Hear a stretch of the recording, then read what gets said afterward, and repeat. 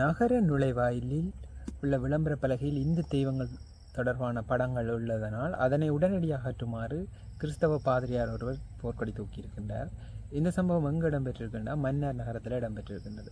மன்னார் நகர நுழைவாயிலில் வடக்கு மாகாண சுற்றுலாத்துறையினால் நிறுவப்பட்டிருக்கின்ற இராமாயண யாத்திரை தொடர்பான விளம்பர பலகையில் இந்து தெய்வங்களின் படங்கள் பொறிக்கப்பட்டிருக்கின்றது. குறிப்பாக இந்த விளம்பரத்தினால் அப்பகுதியின் மத நல்லிணக்கத்திற்கு பாதிப்பை ஏற்படுத்துவதாக கூறி அதனை உடனடியாக அகற்றுமாறு மன்னர் மறைக்கோட்ட முதல்வர் கோரிக்கை விடுத்திருக்கின்றார். குறிப்பாக வடக்கு மாகாண சுற்றுலா பணியகம் இராமாயணத்துடன் தொடர்புடைய 11 இடங்களையும் 8 வரலாற்று சிறப்பு விஷ்ணு ஆலயங்களையும் ஆவணப்படுத்தி நூல் ஒன்றை வெளியிட்டிருக்கின்றது.